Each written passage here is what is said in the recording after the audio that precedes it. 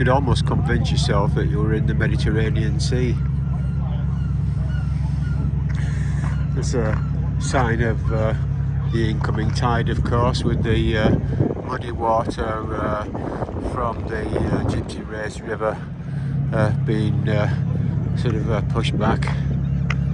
The over 100-year-old semi-derelict structure here, where the sailing couples used to anchor and take day trips out. On the back here, there used to be steps leading down, long since either taken away or rotted away.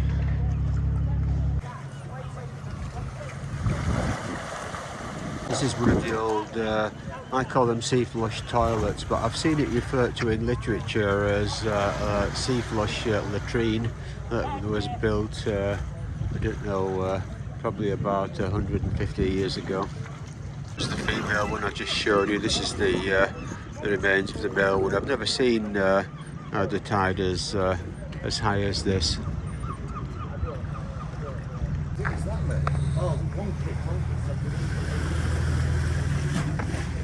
It was better to catch high tide, of course, from a filming point of view.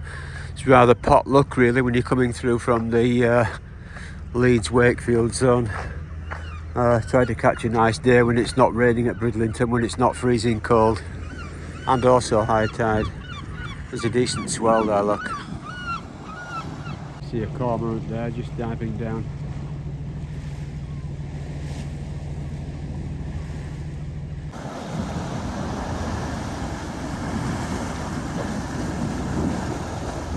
Hopefully you can see the significant swell there as it comes along. Oh, looks very peaceful, doesn't it? But people have got trapped in the dark here on the exposed beach and not been able to find their way safely off, and sadly died, drowned. Flamborough Head again on this beautiful day in August.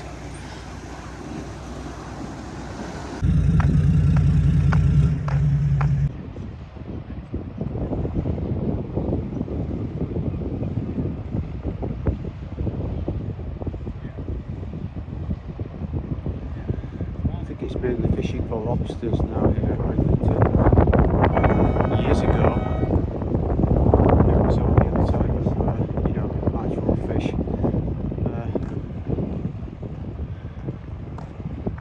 Don't want this kind of fishing industry here. There's the lobster capital of at least the United Kingdom now is Bridlington.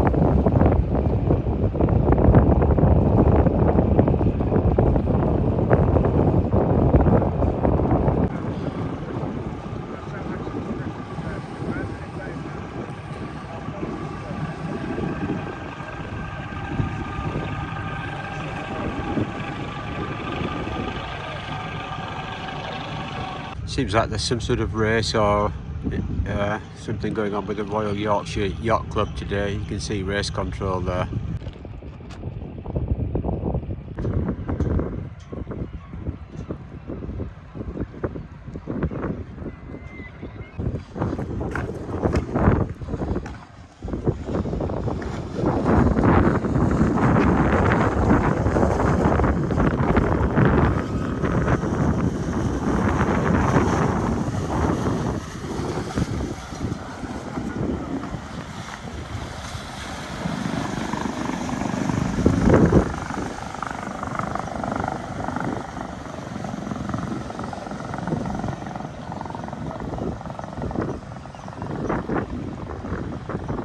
There's a stiff wind blowing in from the west there, out to sea. You've got that typical cloud formation you see sometimes just where land begins. Going round there, following the coast round, eventually it comes round to a small point in the upper estuary.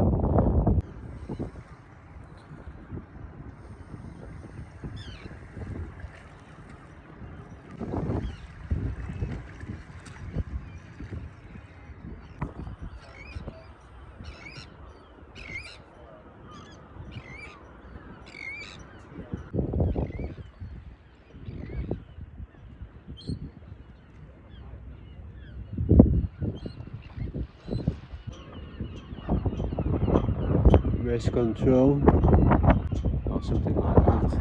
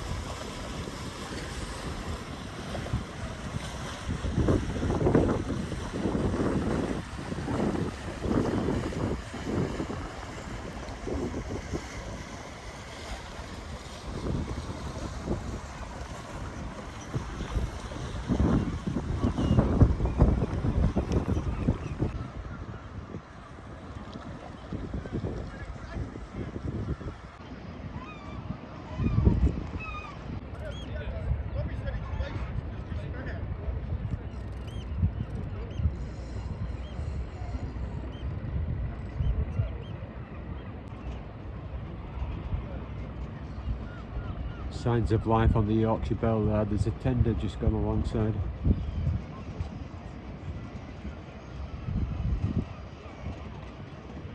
Beautiful day for sailing with this stiff breeze.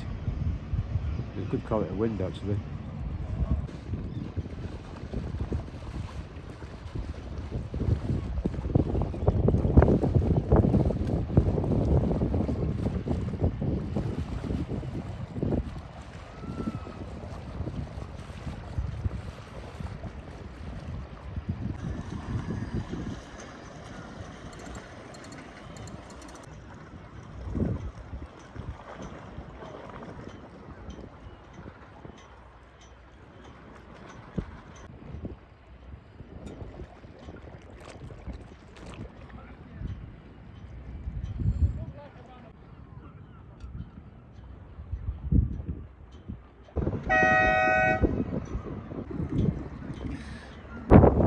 Dead crab floating here where all the seagulls are.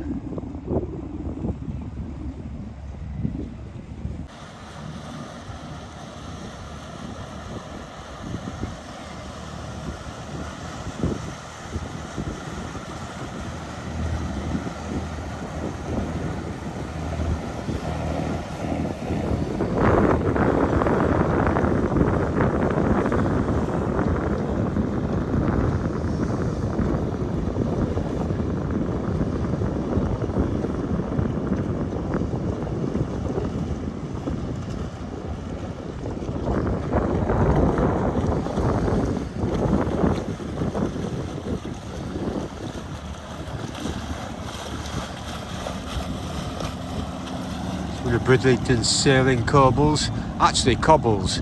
It's written cobble, pronounced cobble.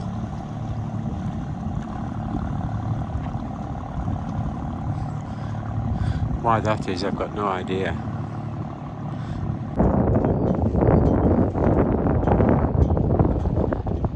Yeah, float there, making its way over the sea as the tide is falling. Whether this is coming from some of the actual ships and boats in the harbour, all this effluent, human waste, or whether it's actually coming out of a sewer outlet somewhere or the river at the back of the harbour. At any rate, it's a disgrace, isn't it? Those are the tourist beaches over there with only some holidaymakers on there swimming about. If they can stand the cold, that is. The air temperature is about 14 centigrade, the sea temperature is about 15.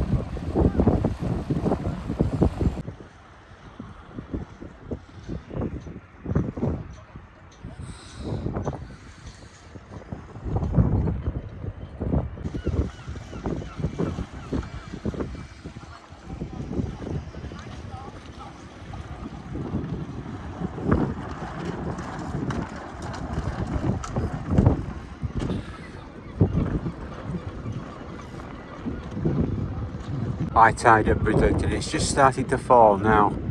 When I looked the tide table up a few days ago, there was a approximately 6 metre tide around this time. So this can't be far off it, looking at that actually. Watch the pirate boat roll from side to side a bit as it's caught up in this swell, which is bouncing off the harbour wall here. That's the North Pier at Bridlington with Flamborough Head in the background. Beautiful day to be at Bridlington. This is the time to arrive, mid-morning, before all the crowds arrive. It's now almost 10 AM on Monday, the 7th of August 2023 at Bridlington, the top holiday resort on the east coast of Yorkshire, in England of course.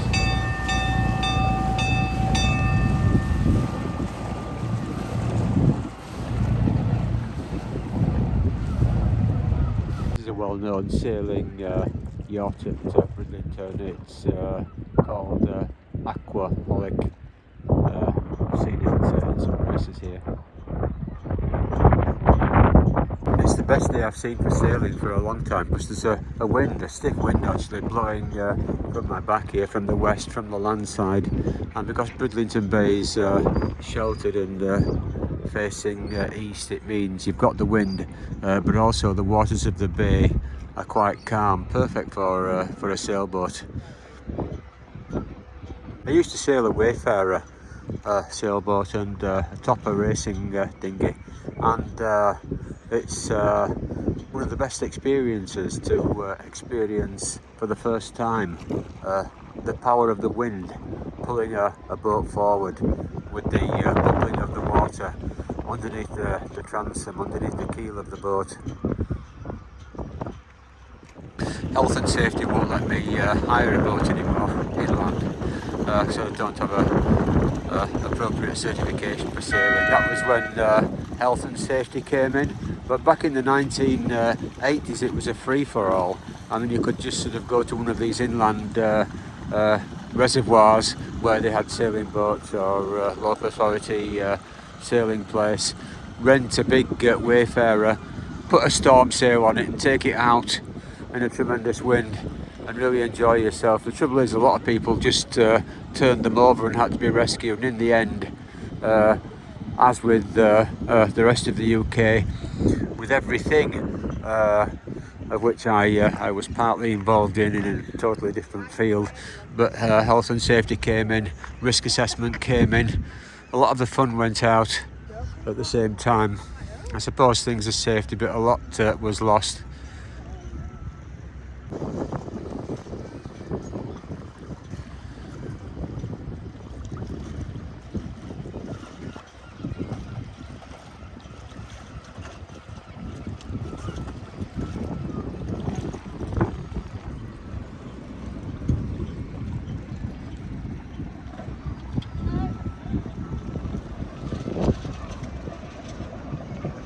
Yorkshire Belle there, making a move.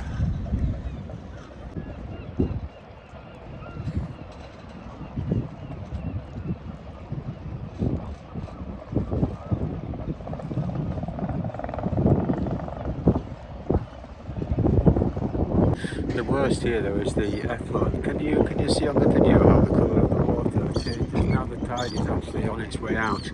It's a brown, inside the harbour it's a brown water, and you see the clearer blue-green water just beyond that demarcation line.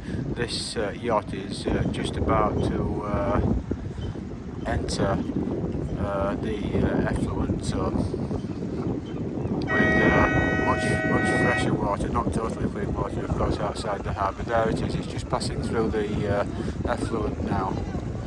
What a disgrace for Bridlington Harbour.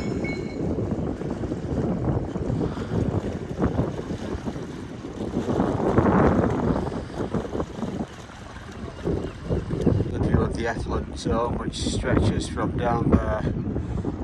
You can see it stretches in a line. Can you see the scum on the surface of the water right across to the other side of the harbour?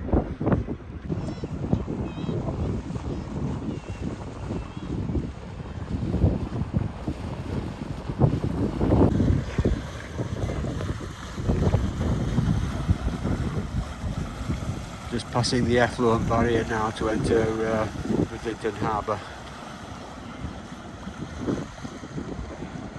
It has to be mentioned, doesn't it, really? Otherwise, you know, if everyone turns a blind eye to it, how will you ever get change?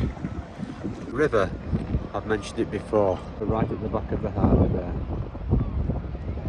Underneath there, which is totally enveloped by the high tide at the moment.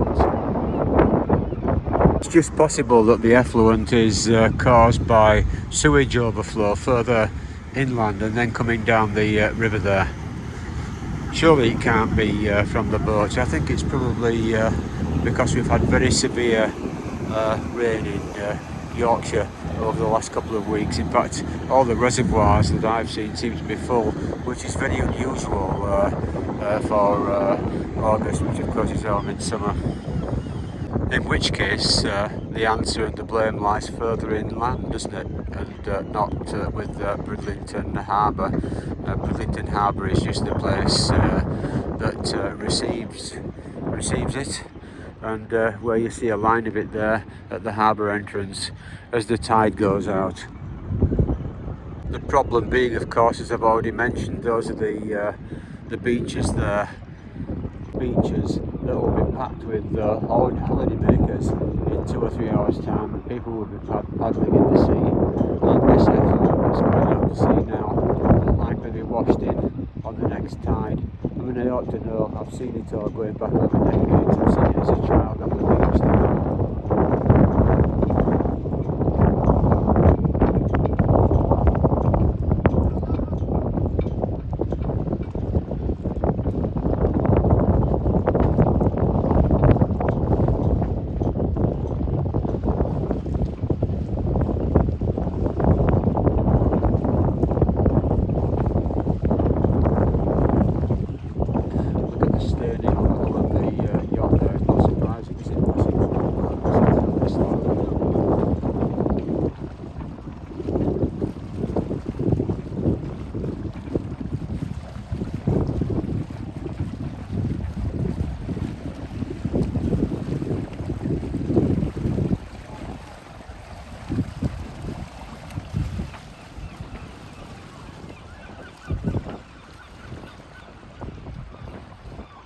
Sailboats with spinnakers on, wow.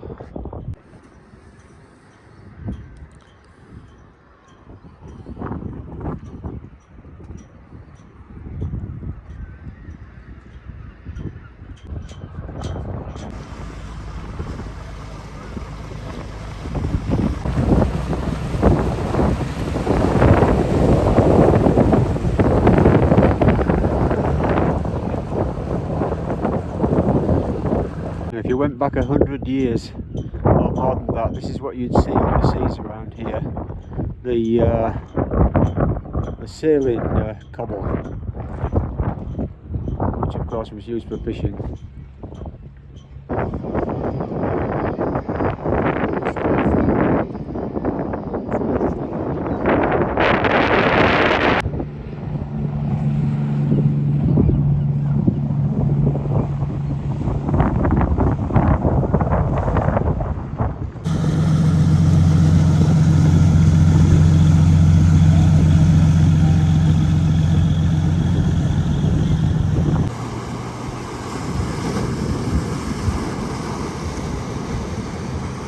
Good swell there. This is Bridlington Bay. Looks nice on a summer's day like this, doesn't it? A lot of people don't realise how dangerous it actually is because there are no warning signs. There are warning signs on the harbour about effluent. I haven't seen any warning signs about how dangerous it is to enter the water here. Say for example if a pleasure boat sinks. Back in the day I met an old chap who had been on the Arctic convoys, and he said, Mike, how long do you think you'd survive if one of these pleasure boats sank in Bridlington Bay? And he wouldn't go on one, you know, those big old ones that were there back in the day. And I said 3 or 4 hours, swim around until Coast Guard comes and said, no, everyone's going to be dead within 30 minutes. And you get muscle paralysis first before drowning. And when you think about it, on the Titanic, Titanic went into water that was below freezing point. Oh, here in this innocuous looking Bridlington Bay, the seawater can be between 5C and 8C in early spring, and you know, if immersed in the water, some people would die straight away with the shock. Some people would live longer, but what happens eventually, it's not a matter of how well you can swim, it's a matter of how long before the cold paralyses your muscles and you can no longer, to use the official term, sort of maintain an airway above water. There's a PDF on the internet somewhere if you have a look for it. Survival times in UK seawater, something like that. You'd find it, have a look at it, because even wearing a life jacket, I mean, on the Titanic they had a life jacket,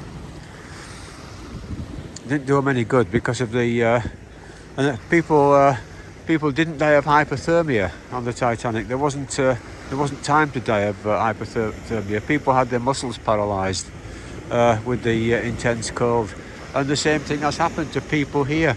There's a young person swept out to sea there a decade or two back off Flamborough Head, and they couldn't rescue her, got caught up in the currents. Line was fired out, and yet in the end, very sadly, your muscles get paralysed there. So it's I think it's something to think about. I spent my childhood here at Bridlington, and yet no one ever talks about this. What if one of these big boats does go down? There are no watertight compartments, I don't think, and not wearing life jackets anyway. There's a couple of lifeboat stations on the Flamborough Head there, small lifeboats, little tiny inflatable thing. There's another lifeboat station at the back of me where the lifeboat has to be launched down the beach, and I've seen a massive sort of Coast Guard helicopter, but I personally think it's safer just to go along the front here, a few hundred yards out. The other thing is that Bridlington Bay used to be packed with small boats. There used to be two, back in the 1950s and 60s, there used to be two RAF air sea rescue launches at the back of me in the harbour there, as well as the lifeboat and everything. They used to do about 40 miles an hour, if not more. So they were originally there for rescuing airmen during World War II that had to bail out over the sea. But also, not only were they there, but the sea here, and I was one of them. I used to have a small boat and I used to anchor just out there. You can probably just about see a small yacht. I used to anchor beyond that, near South Landing, and you'll be surrounded by small boats with people fishing, people sailing. I think you were pretty safe, really. If your boat went down or you went over the side, there'd be people to pull you out. But just look at it now. This is a day where it's probably at its maximum, but you still don't see those little tiny 2 or 3 person pleasure boats here. You'll see the sailing yachts, but it's exceptional. Usually this bay is totally empty. So it's just something I always have in mind when I come here to Bridlington, because you're here as a child. You sort of go on the beach, and between your toes the sea can feel quite warm on the sand, and it can be deceptive. Of course, maybe I'm overthinking that. This is modern times with health and safety all over everything, isn't it? Very seems like a risk-averse world these days, which in some ways I suppose is a good thing. So perhaps all that is okay anyway. I just thought I ought to mention it. We'll just look at the beautiful North Beach. Actually, at Bridlington, you actually see the sea there beating on the steps. You can see the sand in the water. That's because just a short distance under the water's surface is the beach, which is about to be exposed by a falling tide. You can just see the wood breakwaters there.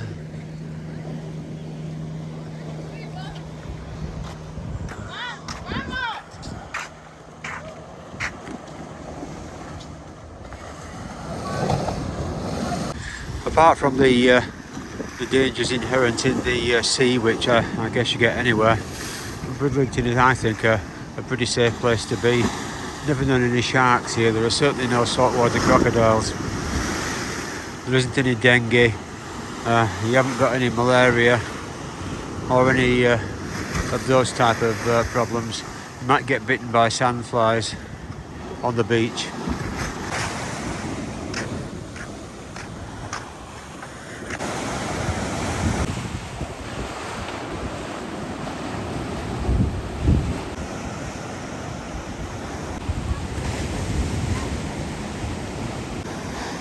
Here is North Beach, Bridlington, emerging as the tide falls. Of course, it's completely underwater at high tide, almost. So it's goodbye from Bridlington. I hope you enjoyed this video. Bye for now.